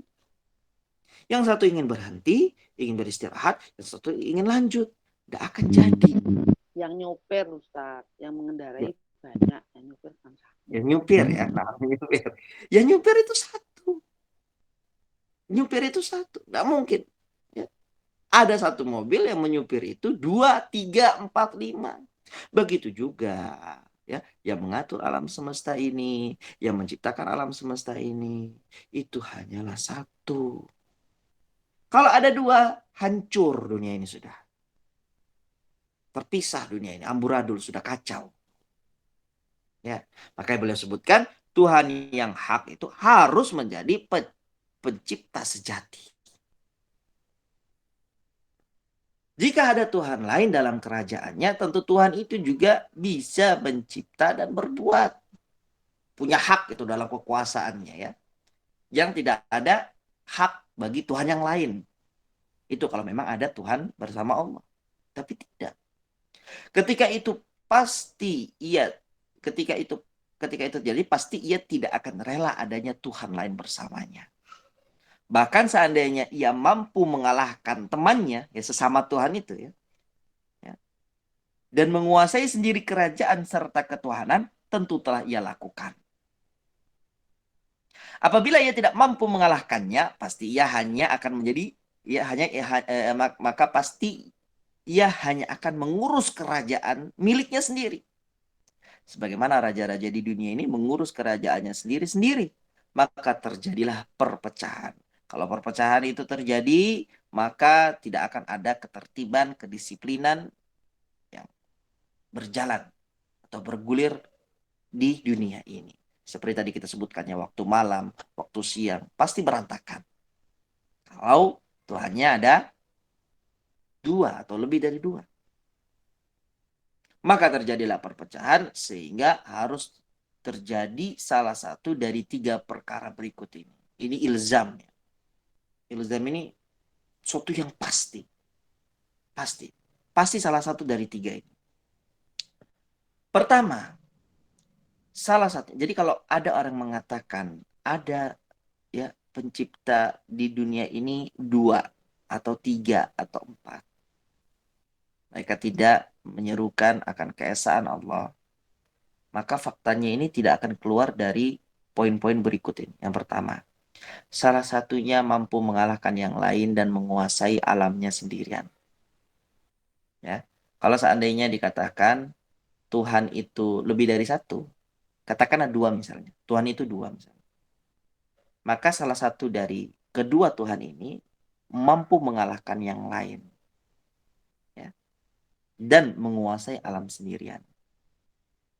Yang kedua, masing-masing berdiri sendiri dalam kerajaan dan penciptaan sehingga terjadi pembagian kekuasaan.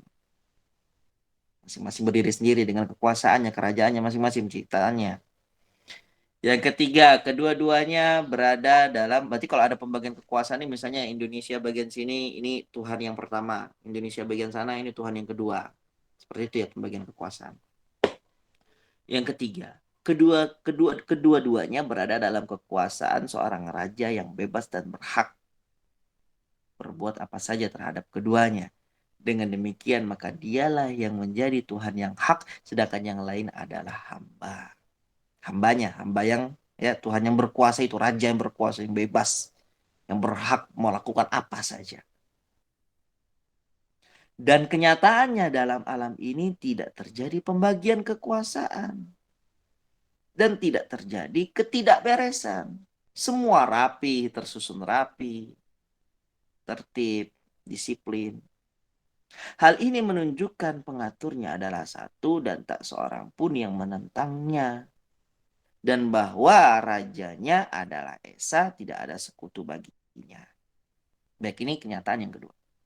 Bagaimana Al-Quran itu datang kepada kita membawakan bukti akan wujud, akan keesaan Allah Azza wa Jalla. Yang ketiga, tunduknya makhluk-makhluk untuk melaksanakan tugasnya sendiri-sendiri serta mematuhi peran yang diberikan oleh Allah Azza wa Jalla kepada mereka.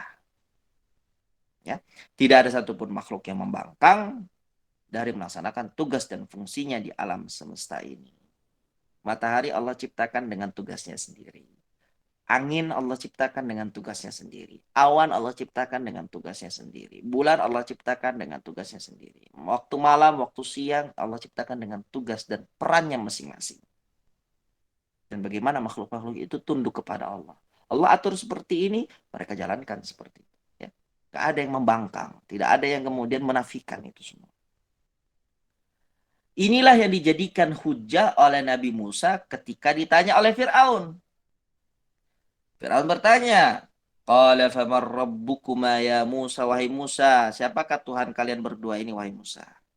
Musa menjawab, qala rabbuna alladhi a'ta kulla syai'in khalqahu thumma hada.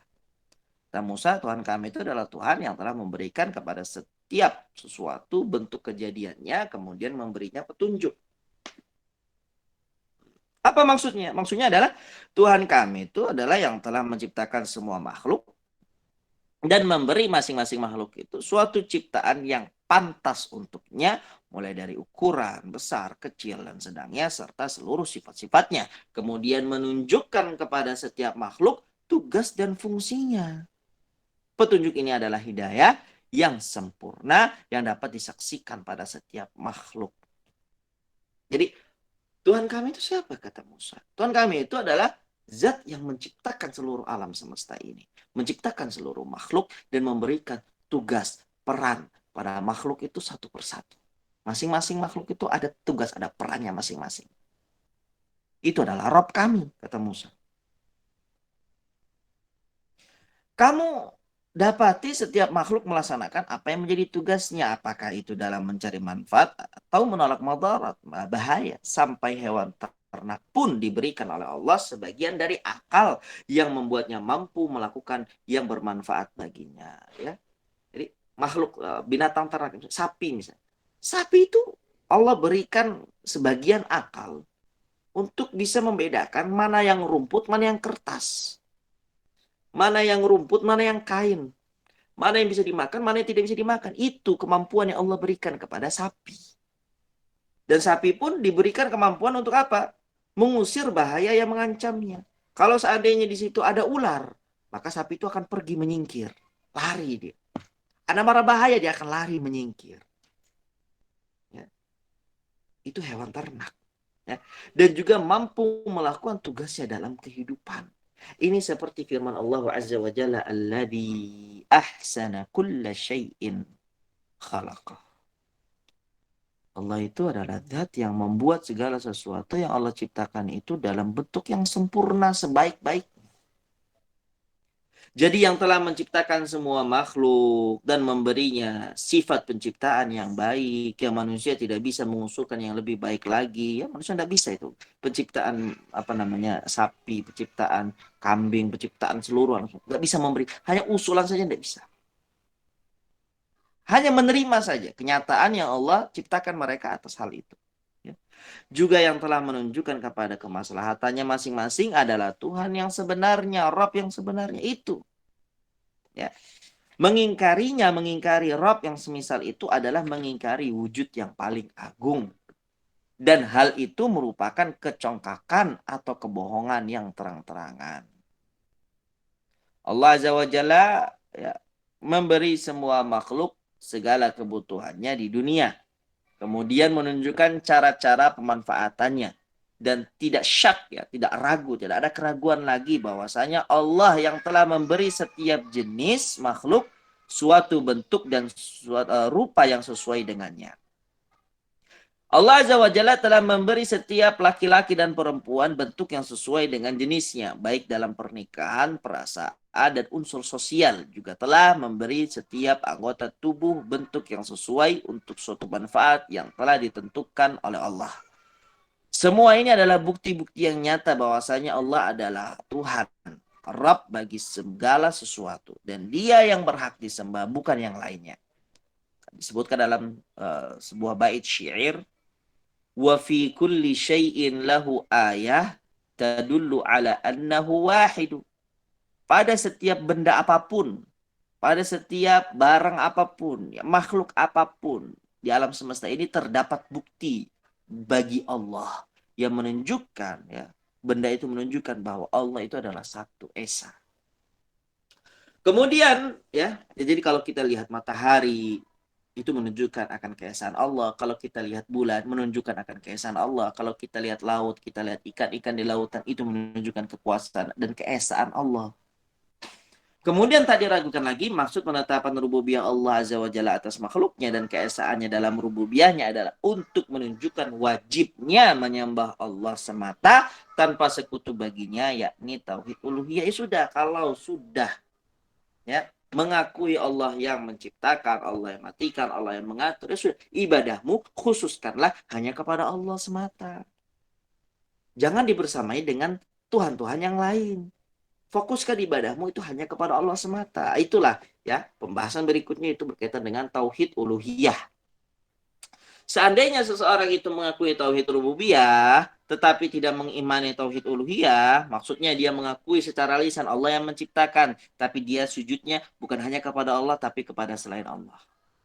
Ya, atau tidak mau melaksanakannya, maka ia tidak menjadi muslim dan bukan ahli tauhid. Ya, bahkan ia adalah kafir jahid, yaitu kekafiran orang kafir yang menentang. Dan tema inilah yang akan kita bahas pada pasal berikutnya, insyaallah tabaraka wa taala. Baik, itu mungkin dapat kita bahas pada pertemuan kali ini. Jazakumullahu khairal jaza pada para jemaah semua, pada ibu yang membacakan. Insyaallah kita akan lanjutkan pada pertemuan yang akan datang di pasal yang kelima tentang tauhid rububiyah. Itu mengharuskan adanya tauhid uluhiyah. Lalu setelah itu kita bahas soal-soal latihan di bab 2. Baru kemudian kita masuk ke bab ketiga, yaitu tauhid uluhiyah. Biidnillahi azza wa jalla. Jazakumullahu khairan wa ahsanallahu ilaikum. Jazakumullah khair wa barakallahu fikum pada Ustaz yang telah menyampaikan ilmunya dan juga kepada jamaah yang telah membaca dan juga tadi ada pertanyaan dari jamaah. Jazakumullah khair wa barakallahu fikum. Baik. Semoga menjadi ilmu yang bermanfaat bagi kita semua, dapat dipahami, diamalkan serta didakwahkan. Amin ya rabbal alamin. Baik, selanjutnya kita lanjut ke sesi tanya jawab. Bagi jamaah yang bertanya atau yang ingin bertanya lewat chat, insyaallah nanti akan Anda bacakan insyaallah taala.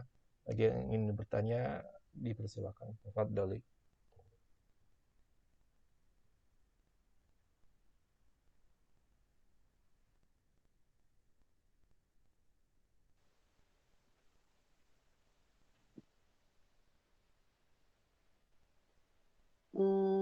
Bertanya mungkin tidak ya.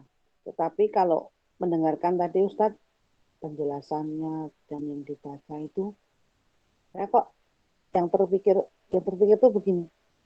Kalau zaman sekarang orang-orang yang tidak beragama Islam itu ketika dia ditanya tentang rububiyah itu jawabannya apa ya?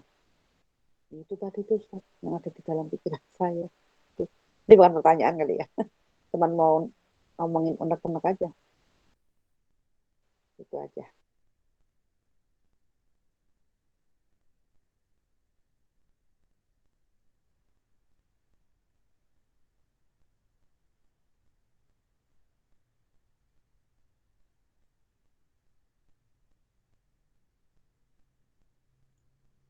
Baik, Zakillah Iran.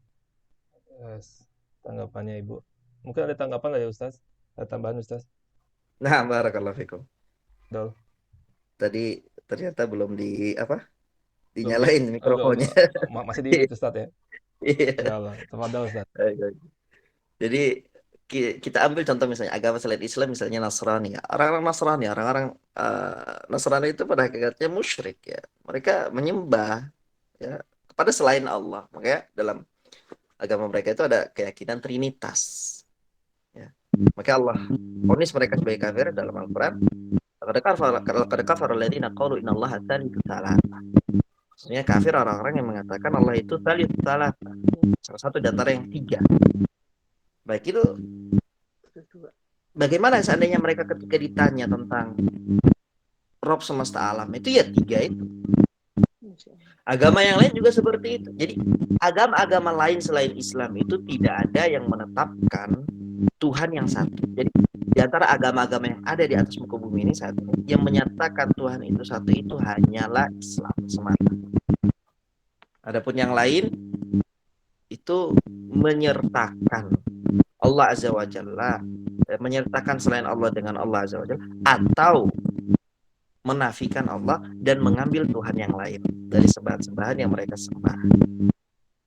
Itu mungkin ya. Ustadz, orang Kristen itu musyrik kah? Bukan dia, kan dia nggak menyembah Allah. Iya, kafir musyrik itu dalam konteks ini sama saja. Oke. Kalau kita lihat hakikatnya, mereka kan kita ditanya ada Allah nggak? Ada Allah mereka. Oh, Tapi kalau ditanya apakah mereka nyembah Yesus? Nyembah Yesus. Kan gitu. Ya, apalagi mereka Allahnya dia kan hanya kita, Ustaz.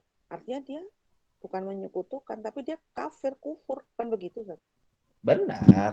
Jadi kesesatan orang Nasrani itu bukan hanya satu sisi. Bukan satu sisi itu mereka sebagai orang musyrik. Mereka juga kafir, mereka juga musyrik, mereka juga zalim, mereka juga fasik. Jadi banyak. Ya, kesalahan-kesalahan mereka itu banyak. Bukan hanya dari satu sisi saja. Kalau dari lihat, kan kita ini kan sedang membahas tentang peribadatan. Ya. Peribadatan itu kalau ada orang yang dia menyembah sesuatu yang berbilang, nyembah ini, nyembah itu lagi, ya. Ada 3 yang dia sembah, atau ada 2 yang disembah. Maka ini dikatakan dalam segi bahasa ini musyrik. Musyrik itu ya kafir. Musyrik itu apa sih? Menyembah Allah dan menyembah selain Allah. Menyembah sesuatu dan menyembah sesuatu yang lain. Berbilang sekutu. Itu yang dimaksud dengan kesyirikan. Jadi nggak ada orang Nasrani yang benar-benar saya menyembah hanya satu saja, Allah saja, mereka bilang. Nggak ada. Mereka menyembah itu ya menyembah Yesus, ya, Bunda Maria, ya, itu yang mereka sembah.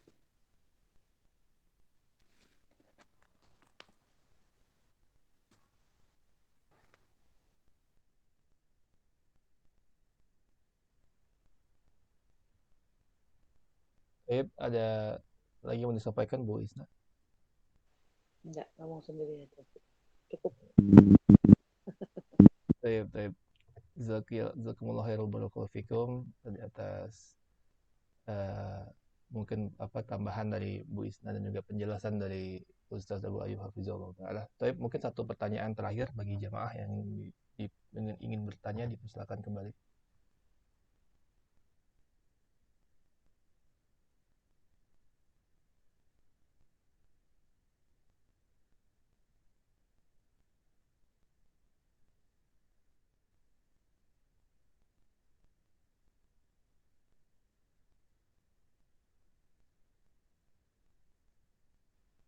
Jika sudah tidak ada yang bertanya, sebelum kajian diakhiri, Ana mewakili jemaah mengucapkan syukran jazakallahu khairan barakallahu fik atas kekurangan waktu, ilmu dan nasihat yang telah disampaikan oleh Ustaz Abu Ayyub Hafizahullah Ta'ala. Semoga Ustaz dan keluarga serta kita semua selalu berada dalam lindungan Allah Ta'ala, selalu mendapatkan hidayah di jalan yang lurus ini dan istiqomah di atasnya. Amin ya rabbal alamin. Dan juga semua kita semua mendapatkan rahmat Allah Ta'ala untuk masuk dalam surga firdausnya. Amin ya rabbal alamin. Mari kita tutup majelis ini dengan membaca doa kafaratul majelis. Subhanakallahumma wa bihamdika asyhadu an la ilaha illa anta astaghfiruka wa atubu ilaik. Wassalamualaikum warahmatullahi wabarakatuh. Waalaikumsalam warahmatullahi wabarakatuh. Jazakumullah khair Ustaz. Amin wa iyyakum.